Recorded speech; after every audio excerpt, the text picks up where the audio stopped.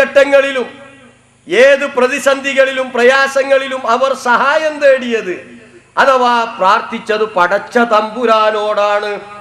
ആ പ്രാർത്ഥന റബ്ബിനോട് മാത്രമേ നടത്താൻ പാടുള്ളൂ. ആ സഹായത്തേട്ടം അല്ലാത്ത ഒരാളോടും നടത്താൻ പാടില്ല എന്ന് ഖുർആൻ എടുത്തു പറഞ്ഞു. അതാണ് സൂറത്ത് ഗാഫിറിലെ 60-ാമത്തെ വചനത്തിൽ അല്ലാഹ് സൂചിപ്പിക്കുന്നത്. വഖാല റബ്ബുക്കും ഉദ്ഉനി അസ്തജിബ് ലക്കും. നിങ്ങളുടെ റബ്ബ് പറയുന്നു, നിങ്ങൾ എന്നോട് പ്രാർത്ഥിക്കുക, ഞാൻ നിങ്ങൾക്ക് ഉത്തരം നൽകാം. എന്നാൽ അല്ലാഹു അല്ലാത്ത ആളുകളോടുകൂടി പ്രാർത്ഥിക്കുന്നവരുടെ അവസ്ഥയോ? അതേ ആയത്തിൽ ഖുർആൻ വിശദീകരിക്കുന്നു. ഇന്നല്ലദീന യസ്തക്ബിറൂന അൻ ഇബാദതി സയദ്ഖുലൂന ജഹന്നമ ദാഖിരീൻ. ഇന്നല്ലദീന യസ്തക്ബിറൂന അൻ ഇബാദതി, എനിക്ക് മാത്രം അർപ്പിക്കേണ്ട ഇബാദത്ത്, ആ ആരാധനയിൽ നിന്ന് അഹങ്കാരത്തോടു കൂടി മാറി നിൽക്കുന്നവർ, അത് മറ്റുള്ളവരിലേക്ക് അർപ്പിക്കുന്നവർ, സയദ്ഖുലൂന ജഹന്നമ ദാഖിരീൻ, നരകത്തിൽ നിന്ദ്യരായി അവർ പ്രവേശിക്കേണ്ടി വരും. നമ്മുടെ വാദമല്ലത്, നമ്മൾ പറഞ്ഞതല്ല. പിന്നെ ആരാണ് പറഞ്ഞത്? അല്ലാഹു നമ്മയൊക്കെ സൃഷ്ടിച്ചു പരിപാലിക്കുന്ന പടച്ച തമ്പുരാൻ പറഞ്ഞു. ജിബ്രീൽ അലൈഹിസ്സലാത്തു വസ്സലാമ മുഖേന മുഹമ്മദ് മുസ്തഫ സല്ലല്ലാഹു അലൈഹി വസല്ലമയിലേക്ക് അല്ലാഹ് അറിയിച്ചു കൊടുക്കുന്നു, പ്രവാചകരെ ഇത് പഠിപ്പിച്ചു കൊടുക്ക് ജനങ്ങൾക്ക്.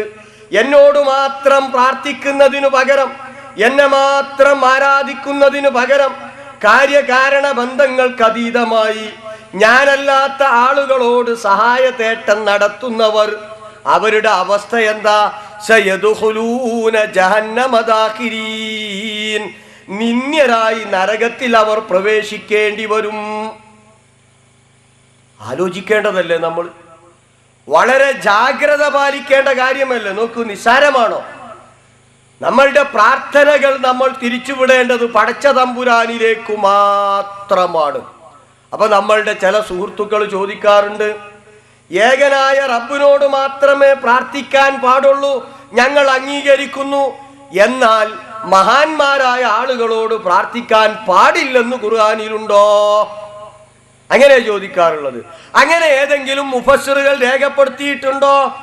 മഹാന്മാരായ അമ്പിയാക്കൾ, ഔലിയാക്കൾ, ഇവരോട് ആരോടും സഹായം തേടരുത്, പ്രാർത്ഥിക്കരുതെന്ന് ഖുർആൻ പറഞ്ഞിട്ടുണ്ടോ?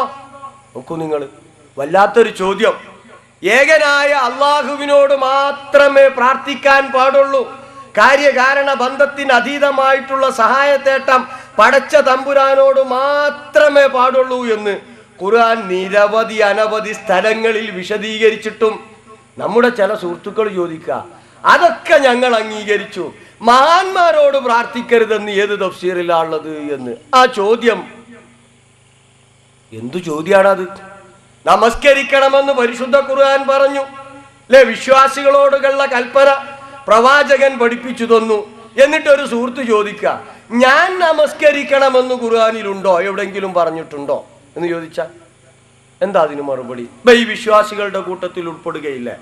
അല്ലാഹു അല്ലാത്തവരോട് പ്രാർത്ഥിക്കരുതെന്ന് പറഞ്ഞാൽ അല്ലാഹു അല്ലാത്തവരുടെ കൂട്ടത്തിൽ മഹാന്മാർ പെടും, മഹദികൾ പെടും, അമ്പിയാക്കൾ പെടും, ഔലിയാക്കൾ പെടും, കല്ല് പെടും, മരം പെടും, മലക്ക് പെടും, ജിന്ന് പെടും, ശൈത്താൻ പെടും. പിന്നെ ഇവരോട് ആരോടും പ്രാർത്ഥിക്കരുതെന്ന് പ്രത്യേകം എടുത്തു പറയേണ്ടതുണ്ടോ? വിശ്വാസികളൊക്കെ നമസ്കാരം നിലനിർത്തണമെന്ന് പറഞ്ഞാൽ മുഹമ്മദ് വിശ്വാസിയാണ് എന്ന് അംഗീകരിക്കുന്നുവെങ്കിൽ അവനും അതിൽ ഉൾപ്പെടും. ആ നമസ്കാരം അവന്റെ മേൽ നിർബന്ധമാണ്. അതുപോലെ തന്നെ പടച്ചവനല്ലാത്ത ഒരാളോടും പ്രാർത്ഥിക്കരുത്, കാര്യകാരണ ബന്ധത്തിന് അതീതമായി സഹായത്തേട്ടം നടത്തരുത്, അല്ലാഹ് തീർത്തു പറയുകയാണ്. അങ്ങനെ നടത്തിയാലോ അവർക്ക് ഉത്തരം ചെയ്യാൻ സാധ്യമല്ല. ഇൻ തദ്ഉഹും ലാ യസ്മഉ ദുആക്കും വലൗ സമിഉ മസ്തജാബു ലക്കും വയൗമൽ ഖിയാമത്തി യക്ഫുറൂന ബിശിർകിക്കും. നിങ്ങൾ അവരെ വിളിച്ചു തേടിയാൽ ലാ യസ്മഉ ദുആക്കും, നിങ്ങളുടെ പ്രാർത്ഥന അവർ കേൾക്കുകയില്ല, നിങ്ങളുടെ തേട്ടം, നിങ്ങളുടെ വിളി അവർ കേൾക്കുകയില്ല. ഇനി കേട്ടാൽ തന്നെ വലൗ സമിഉ മസ്തജാബു ലക്കും, നിങ്ങൾക്ക് അവർ ഉത്തരം ചെയ്യുകയില്ല. വയൗമൽ ഖിയാമത്തി യക്ഫുറൂന ബിശിർകിക്കും, നാളെ പരലോകത്തിൽ നിങ്ങൾ ചെയ്ത ശിർക്കിനെ അവർ നിഷേധിക്കും. ഏതാണ് സുഹൃത്തുക്കളെ ഈ ശിർക്ക്? അള്ളാഹുവിനെ വിട്ട് അള്ളാഹു അല്ലാത്തവരോട് വിളിച്ചു തേടിയത് ശിർക്കാണ്. ആ ശിർക്കിനെ അവർ നിഷേധിക്കും. ഖുർആൻ തീർത്തു പറയുന്നു സൂറത്തു ഫാത്തിറിലെ 14-ാമത്തെ ആയത്ത്. ഇതൊക്കെ ഖുർആൻ വിശദീകരിച്ചിട്ടും പിന്നെ സുഹൃത്തിന്റെ ചോദ്യത്തിന് എന്ത് പ്രസക്തിയാ? അപ്പൊ അള്ളാഹു അല്ലാത്തവരോട് തേടരുതെന്നു പറഞ്ഞാൽ അള്ളാഹു അല്ലാത്ത എല്ലാ ശക്തിയും വ്യക്തിയും ദിവ്യനും സിദ്ധനും എല്ലാം അതിൽ പെടും. പിന്നെ മഹാത്മാക്കള് മഹദികള് എന്നൊന്നും വേർതിരിക്കേണ്ടതില്ല. ഇതാണ് വസ്തുത. ഇസ്ലാമിന്റെ അടിസ്ഥാനമാണിത്. അതുകൊണ്ടാണ് നമ്മളൊക്കെ അള്ളാഹുവിനോട് തേടുന്നത്. എന്നാലോ നമ്മളെ ചില ഉസ്താദുമാർ, നമ്മുടെ ചില തങ്ങന്മാർ അള്ളാഹു അല്ലാത്തവരോട് പ്രാർത്ഥിക്കുന്നത് കണ്ടാലോ അങ്ങനെ പാടുണ്ടോ? പാടില്ല. നോക്കൂ നിങ്ങൾ, ബഹുമാന്യനായ കൂരിക്കുഴി തങ്ങൾ, അദ്ദേഹം തൃശ്ശൂർ ജില്ലയിൽ വെച്ച് നടത്തുന്ന ഒരു സലാത്ത് നഗറുണ്ട്. ആ സലാത്ത് നഗറിൽ വെച്ചിട്ട് അദ്ദേഹം പ്രാർത്ഥിക്കുന്നത് പടച്ചവനോടല്ല, പ്രവാചകൻ മുഹമ്മദ് മുസ്തഫ സല്ലല്ലാഹു അലൈഹി വസല്ലമയോട് പ്രാർത്ഥിക്കുന്ന രംഗം കണ്ടു. അങ്ങ് മദീനത്ത് കിടക്കുന്ന തങ്ങള് സാധുക്കളാണ് തങ്ങള്. ഞങ്ങളെ സദസ് കാണുന്നല്ല തങ്ങള്, ഞങ്ങളെ അവസ്ഥ കാണുന്നല്ല തങ്ങള്. ഇത്ര മണിക്കൂറായി വന്നിരിക്കുന്ന തങ്ങള്, ഞങ്ങളെ വിഷമമറിയുന്ന തങ്ങള്, ഞങ്ങളെ ബേജാററിയുന്ന തങ്ങള്. ഞങ്ങൾക്ക് പരിഹാരം വേണം തങ്ങള്. വിഷമങ്ങളുണ്ട് തങ്ങള്, പ്രയാസങ്ങളുണ്ട് തങ്ങള്, പ്രായമായ പെൺമക്കളുണ്ട് തങ്ങള്, ഒരുപാട് കടമുണ്ട് തങ്ങള്. ഇത്രയോ കാര്യം റബ്ബിനോട് ഞങ്ങൾ എണ്ണി പറഞ്ഞല്ലോ തങ്ങള്. ഇതിനൊക്കെ ഞങ്ങൾക്ക് ഫത്ഹ് വേണം തങ്ങള്, വിജയം വേണം തങ്ങള്, ഇജാബത്ത് വേണം തങ്ങള്. ഞങ്ങൾ ദോഷികളാണ് തങ്ങള്, പാപികളാണ് തങ്ങള്. പാവങ്ങളൊക്കെ അള്ള പൊറുക്കണം തങ്ങള്, റെക്കമെൻഡ് ചെയ്യണം തങ്ങള്, സഹായിക്കണം തങ്ങള്, കൈപിടിച്ച് രക്ഷിക്കണം തങ്ങള്.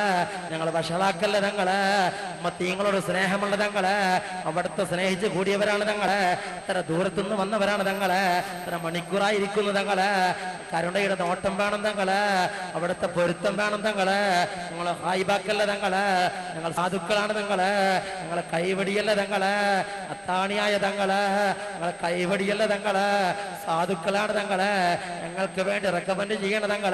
അവിടുത്തെ ശുപാർശ കൊണ്ട് ഞങ്ങൾ രക്ഷപ്പെടും തങ്ങള്, ഞങ്ങൾ രക്ഷപ്പെടും തങ്ങള്, ഞങ്ങൾ രക്ഷപ്പെടും തങ്ങള്. മൊത്തങ്ങൾ രക്ഷപ്പെടാൻ ആഗ്രഹമുള്ള തങ്ങള്, ഞങ്ങൾ ഉമ്മയായ തങ്ങള്, ഉമ്മയായ തങ്ങള്. ബഹുമാന്യനായ കൂരിക്കുഴി തങ്ങൾ ആരോടാ പ്രാർത്ഥിച്ചത്? അത്താണിയാണ് തങ്ങളെ, കൈവടിയല്ല തങ്ങളെ, സാധുക്കളാണ് തങ്ങളെ. ഏതായി തങ്ങള്? പ്രവാചകൻ മുഹമ്മദ് മുസ്തഫ സല്ലല്ലാഹു അലൈഹി വസല്ലമയോട് തേടുന്നു. പാടുണ്ടോ സഹോദരിമാരെ, സഹോദരന്മാരെ? ആലോചിക്കൂ, പാടുണ്ടോ? പാടില്ല. പ്രവാചകൻ പഠിപ്പിച്ചിട്ടില്ല, പരിശുദ്ധ ഖുർആൻ പഠിപ്പിച്ചിട്ടില്ല, മുമ്പ് കഴിഞ്ഞുപോയ ഒരു പ്രവാചകന്മാരും പഠിപ്പിച്ചിട്ടില്ല, ഒരു മഹാന്മാരും പഠിപ്പിച്ചിട്ടില്ല. എല്ലാവരും പഠിപ്പിച്ചത് പരിശുദ്ധ ഖുർആൻ പഠിപ്പിച്ച ആശയം ഏകനായ പടച്ച തമ്പുരാനോട് മാത്രമേ പ്രാർത്ഥിക്കാൻ പാടുള്ളൂ. എന്നാലോ നമ്മൾ ആളുകൾ ഈ രീതിയിൽ ചെയ്യുന്നു. അപ്പൊ നമ്മൾക്ക് വെറുതെ നോക്കി നിൽക്കാൻ പറ്റുമോ? സമൂഹത്തോട് ഇത് പറഞ്ഞു കൊടുക്കേണ്ട ബാധ്യത നമുക്കില്ലേ? മാത്രവുമല്ല, ഇങ്ങനെ അള്ളാഹു അല്ലാത്തവരോട് തേടിയാൽ എന്താണ് അവസ്ഥ? ഖുർആൻ സൂറത്തു അഹ്കാഫിൽ മുന്നറിയിപ്പ് നൽകുന്നു. വമൻ അളല്ലു മിമ്മൻ യദ്ഉ മിൻ ദൂനില്ലാഹ് മൻ ലാ യസ്തജീബു ലഹു ഇലാ യൗമിൽ ഖിയാമ വഹും അൻ ദുആഇഹിം ഗാഫിലൂൻ. വമൻ അളല്ലു, അങ്ങേറ്റം പിഴച്ചവനായിട്ടാരുണ്ട്? മിമ്മൻ യദ്ഉ, പ്രാർത്ഥിക്കുന്നവനേക്കാൾ.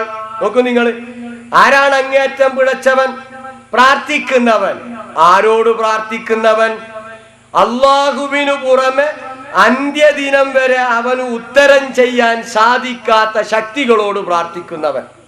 അള്ളാഹുവിനോട് പ്രാർത്ഥിക്കുന്നവനല്ല, നേരെ മറിച്ച് അള്ളാഹുവിനു പുറമെ അന്ത്യദിനം വരെ അവന് ഉത്തരം ചെയ്യാൻ സാധിക്കാത്ത ശക്തികളോട് വിളിച്ചു തേടുന്നവൻ, പ്രാർത്ഥിക്കുന്നവൻ, അവനേക്കാൾ അങ്ങേയറ്റം വഴിപിഴച്ചു പോയവൻ ആരുണ്ട്? നമ്മളുടെ ചോദ്യമല്ല, വിശുദ്ധ ഖുർആനിന്റെ ചോദ്യം. സഹോദരന്മാരെ, സഹോദരികളെ, അത് നമ്മളുടെ ബാധ്യതയായതുകൊണ്ട് സമൂഹത്തിന് പറഞ്ഞു കൊടുക്കുന്നു. നിങ്ങൾ ഉസ്താദുമാർ എഴുതിയ ഖുർആൻ പരിഭാഷ എടുത്തു പരിശോധിച്ചോളൂ. ഇതല്ലാത്തൊരർത്ഥം അതിന് നൽകിയതായി കാണാൻ സാധ്യമല്ല.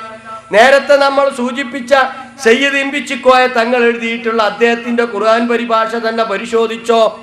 അള്ളാഹുവിനു പുറമെ അന്ത്യദിനം വരെ ഉത്തരം ചെയ്യാൻ സാധിക്കാത്ത ശക്തികളോട്, വ്യക്തികളോട്, ദിവ്യന്മാരോട്, സിദ്ധന്മാരോട് വിളിച്ചു പ്രാർത്ഥിക്കുന്നവനേക്കാൾ വഴിപിഴച്ചു പോയവൻ ആരുണ്ട്? വഹും അൻ ദുആഇഹിം ഗാഫിലൂൻ. ഇവരുടെ പ്രാർത്ഥനയെ തൊട്ട് അവർ അശ്രദ്ധരാണ്. തങ്ങളോട് പ്രാർത്ഥിച്ച